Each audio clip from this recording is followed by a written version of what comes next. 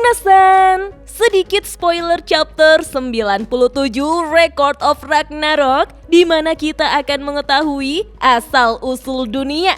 Ketika di masa lalu, 4 dewa tertinggi terkuat yaitu Odin, Satan, Chaos, Ymir, dan 7 dewa lainnya melawan 77 dewa primordial termasuk Izanagi. Sebelum itu, siapa tahu ada yang ingin berdonasi? Silakan klik link Saweria yang ada di deskripsi ya. Setelah Nostradamus membawa Gol ke Helheim untuk bertemu dengan Siegfried, kita pun akhirnya tahu bahwa Nostradamus sebenarnya adalah dokter pribadi Siegfried atas perintah Odin. Gol lantas terkesan dengan kebaikan Odin, membuat Nostradamus dan Siegfried hanya bisa tersenyum pahit. Siegfried berkata bahwa ada alasan mengapa Odin harus membuatnya tetap hidup dengan cara apapun. Siegfried pun mulai memberitahu Gol tentang asal-usul dunia. Pada awalnya, para dewa adalah ciptaan dari 88 dewa primordial pilar. Di antara 88 dewa primordial, 4 di antaranya dikatakan sebagai yang terkuat. Keempatnya terdiri dari Ymir, Chaos, Satan, dan Odin. Suatu hari, keempat primordial ini telah menilai bahwa dewa yang mereka ciptakan tidak sempurna dan harus dimusnahkan. Mereka rupanya didukung oleh 7 dewa primordial lainnya. Sementara 77 pilar ingin melindungi para dewa. Ternyata Izanagi adalah salah satu dari 77 pilar. Perang pun akhirnya meletus antara 11 dewa primordial yang ingin memusnahkan para dewa dan 77 lainnya yang ingin melindungi mereka.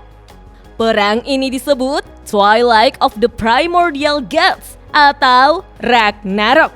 Tetapi 4 primordial masih terlalu kuat dan tidak dapat dikalahkan. Hal itulah yang membuat dewa primordial lainnya harus menyegel mereka dengan teknik rahasia mereka bernama Gleipnir.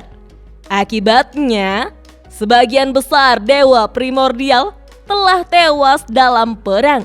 Sementara 4 primordial disegel dan mengakhiri era primordial. Tetapi sebelum mereka disegel, 4 primordial telah meninggalkan sisa-sisa diri mereka di dunia. Sisa-sisa ini disebut 4 harta karun bencana. Waktu pun berlalu, namun suatu hari salah satu dari 4 harta karun bencana ditemukan oleh dewa tanpa nama.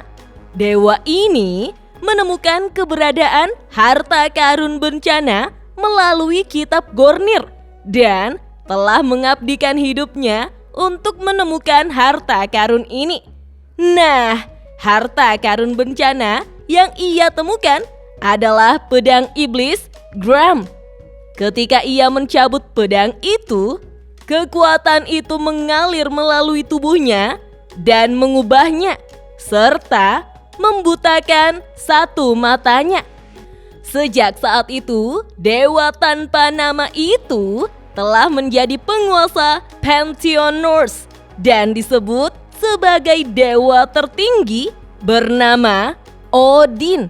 Nah, minasan, kesimpulannya ternyata ada 2 Odin. Odin primordial dan Odin Nordik. Lantas, mengapa Odin Nordik begitu terobsesi dengan dewa primordial? Dan apa hubungannya semua itu dengan Siegfried? Kita tunggu saja chapter lengkapnya rilis beberapa hari lagi ya. Oke deh, sampai di sini dulu ya. Dah.